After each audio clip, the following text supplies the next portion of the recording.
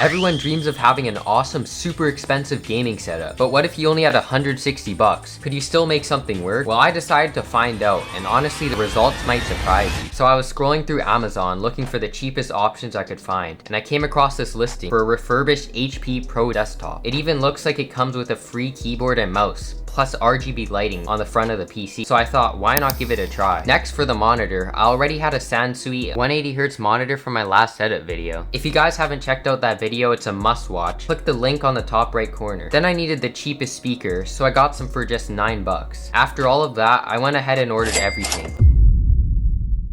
A few days later, the packages finally arrived. First up, I started unboxing the PC. It came really well packaged with this thick air-filled bubble wrap and plastic wrap. The PC came in all black, but hopefully when I plug it in, the RGB will start to show. The box came with the keyboard, mouse, remote, and a PC plug, which is actually really sick for just 150 bucks. Then I quickly unboxed the $9 speakers. I started off by plugging in the PC to the power outlet, then just laid out my workspace how I wanted it. Then I connected everything, powered it on, and was honestly shocked that it booted up with no issues. I wasn't expecting the mouse and keyboard to be RGB, so that was pretty shocking. After setting up the computer, I went ahead and installed Fortnite to see how much FPS it could run. It actually took around 6 hours to download, which was a pain. Right when I launched it, everything was super laggy, and it actually capped at around 14-ish FPS. When I got into a creative game, I lowered the 3D resolution to get potato graphics, which actually really helped boost my FPS by over 4 times more than I started with.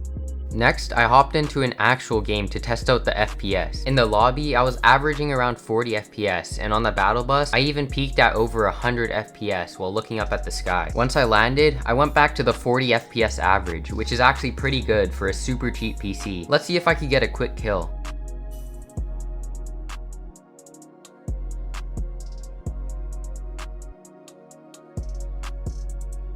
Dang, I actually got a kill. Now that we tested the performance and set everything up, it's time to rate each component and see if this budget build was really worth it. Starting off with performance. We averaged around 40 FPS in Battle Royale, over 60 in creative mode, and peak 104 FPS on the battle bus. For what I paid, the performance is pretty good, so I'll give the performance a 6 out of 10 just because of the cost. Now let's talk about the looks. For a budget setup, it honestly doesn't look bad at all. The RGB lighting on the PC adds a nice touch, especially since it came included, and the RGB keyboard and mouse were a surprise bonus that made the whole setup feel more premium. The speakers are simple and minimal, which actually works well for keeping the desk clean and clutter free, and with the Sansui monitor tying it all together. The overall aesthetic is pretty solid. Considering how little I spent, I'd rate the looks a solid 7 out of 10.